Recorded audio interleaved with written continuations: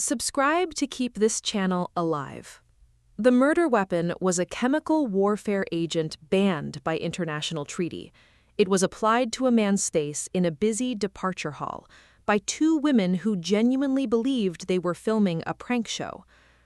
February 13th, 2017, 8:58 in the morning, Terminal 2, Kuala Lumpur International Airport, Malaysia. A heavy-set man in his mid-40s moved through the departure hall carrying a travel bag. He was heading to Macau. He had made this journey many times before. He knew the terminal. He had no visible reason to be afraid. He stopped near the check-in area. A young woman approached him from behind. She grabbed his face with one hand and wiped. He pulled away, confused. Seconds later, a second woman did the same. The whole contact lasted less than 10 seconds. Kim Jong-nam walked to the nearest information desk and told staff his face had been wiped with a liquid. His eyes were burning. Staff directed him to the airport medical clinic. He collapsed before he reached it. To understand what happened in that airport, you need to understand who Kim Jong-nam was, not the version of him that North Korean state media never mentioned, the real version. Because this is a story about a man who was supposed to inherit the most isolated dictatorship on Earth and instead spent 16 years in exile, waiting to die. He just didn't know when. Kim Jong-nam was born in 1971, the eldest son of Kim Jong-il. Under any other bloodline, that meant one thing: you were next, heir to a regime that had controlled 25 million people since the end of the Korean War, a system built on absolute loyalty, absolute secrecy, and absolute power passed down through one family. He was positioned for years as the likely successor. Then came May 2001. Kim Jong-nam attempted to enter Japan using a forged Dominican Republic passport. He gave his name as Pang Xiang. He told immigration officials at Narita Airport that he wanted to visit Disneyland Tokyo. He was traveling with his son and a companion. Japanese border officials detained him, deported him, and the story leaked to the press within days.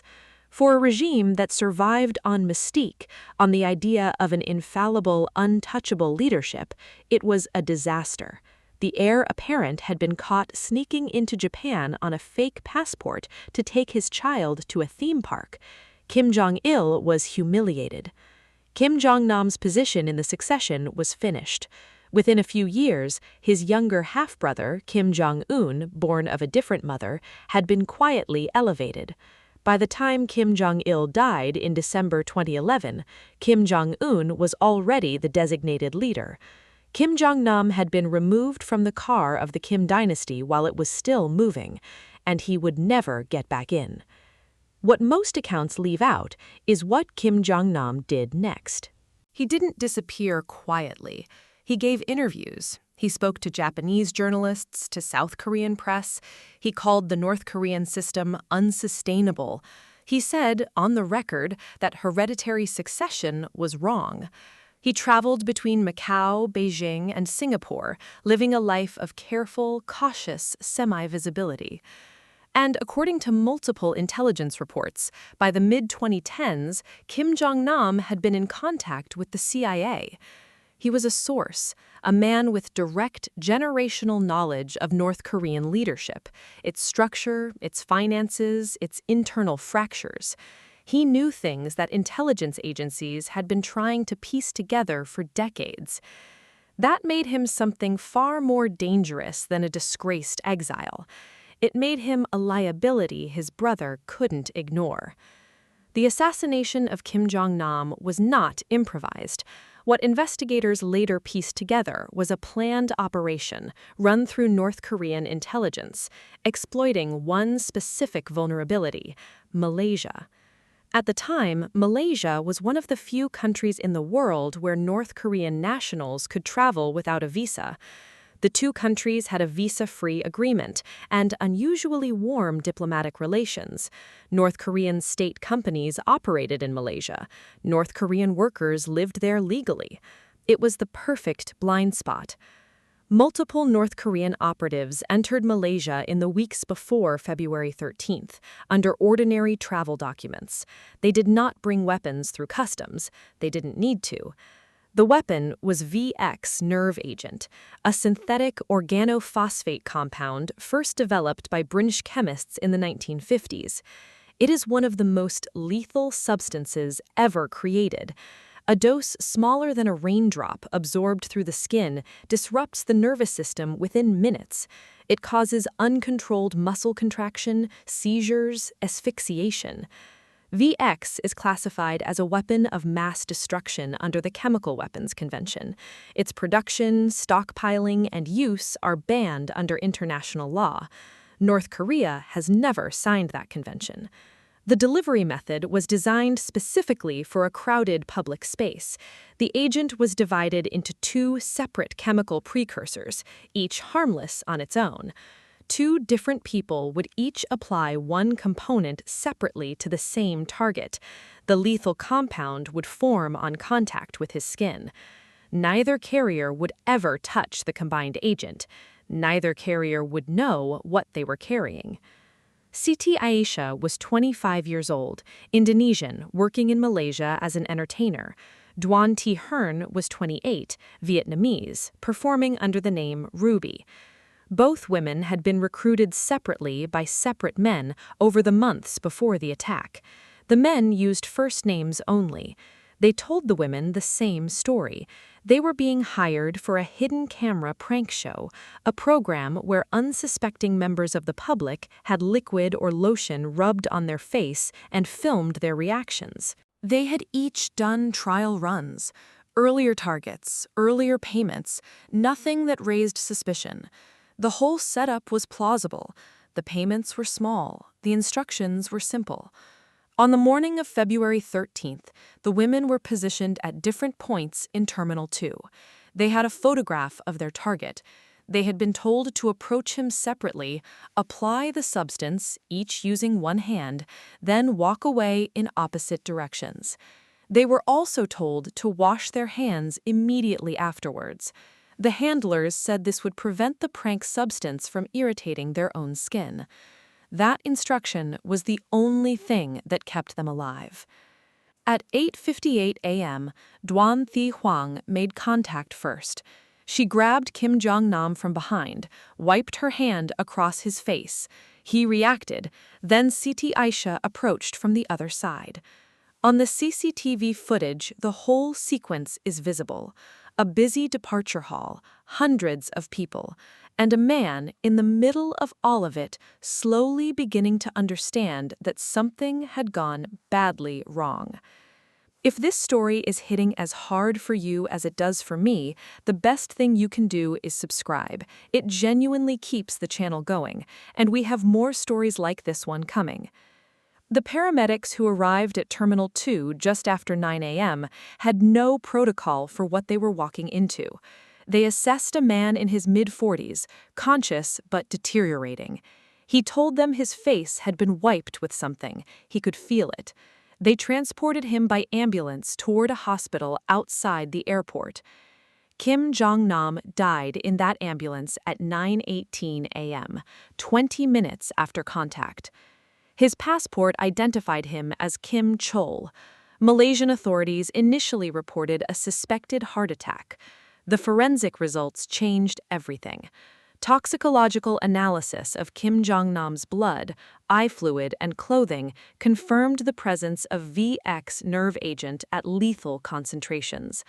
The Malaysian National Health Laboratory, backed by the Organization for the Prohibition of Chemical Weapons, returned the same finding, VX, absorbed through skin contact.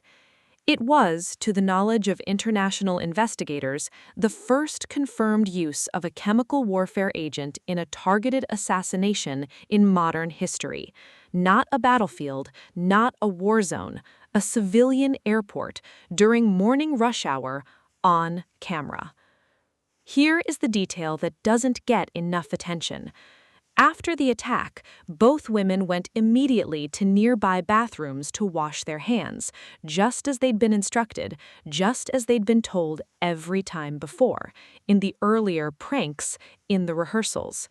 The handlers told them it was to protect them from the substance irritating their skin. It was actually to protect them from the nerve agent, so that the women wouldn't also die in the terminal, so that no one else would become collateral damage and trigger an immediate biological hazard response. The men who planned this operation thought through everything. They used two women as unwitting biological delivery systems. They built in hand-washing protocols to preserve the carriers. They operated in a country with visa-free access for North Koreans. They booked their own flights home. They thought through everything, except what it means when the world finds out. The North Korean ambassador to Malaysia held a press conference within hours of the identification of Kim Jong-nam. He denied everything. He claimed the dead man was not Kim Jong-nam.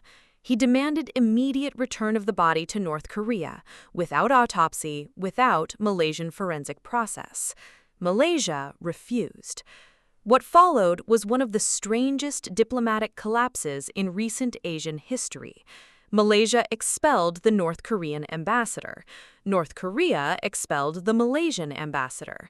And then North Korea barred all Malaysian nationals currently inside North Korea from leaving the country. 25 Malaysians, effectively taken hostage. The standoff lasted weeks. The body was finally repatriated to North Korea in March 2017 after a negotiated exchange involving Malaysian nationals and North Korean suspects held in Malaysia. 4 North Korean men, the handlers, the organizers, the men who recruited the women and sourced the VX, had fled Malaysia within hours of the attack. They were already in Pyongyang before Kim Jong-nam's body reached a hospital. They have never been extradited. They are there today. Siti Aisha and Duan Ti Huang were both charged with murder. The trial was, in legal terms, unprecedented. The prosecution did not dispute that the women had applied the agent. The footage was unambiguous. The question was intent. Did they know what they were carrying? Did they know it would kill? Their accounts never wavered. They had been told it was a prank. They had rehearsed it. They believed it. In March 2019, the charge against Siti Aisha was dropped without public explanation after sustained pressure from the Indonesian government. She was released. Duan Ti Huang remained on trial. She eventually pleaded guilty to the reduced charge of causing grievous bodily harm, not murder. She received a sentence of 3 years and 4 months. With time already served, she was released in May 2019. Neither woman was convicted of murder. The 4 North Korean men who built the operation, sourced the weapon, recruited the carriers, and gave the hand-washing instructions, none have faced a court. Kim Jong-un has never been charged with anything. Kim Jong-nam spent the last years of his life moving carefully between Macau, Singapore, and Beijing. By multiple accounts, he knew the threat was real. People close to him have said he told them he feared his brother. He was right. His son, Kim Han-sol, appeared briefly in a video released days after the assassination, saying his family was in hiding. He hasn't been seen publicly since. His mother and sister have also disappeared from any public record. The forensic investigation that followed the assassination was unprecedented in scope. The diplomatic fallout reshaped Malaysia's relationship with North Korea permanently. The 2 women went home to their families, and the men who planned it ate dinner in Pyongyang. Kim Jong-nam was born to inherit a country. He spent 16 years instead as a man without one, speaking to journalists, giving interviews, living quietly, watching the world from the outside of the most sealed regime on earth. He was removed from the succession the moment it became convenient. He was removed from the world the moment he became dangerous. The car moved on. He was never in it. If you liked this video, let me know where in the world you're watching from and what time it is. I'm curious about that. And if you have a suggested topic, feel free to let me know in the comments.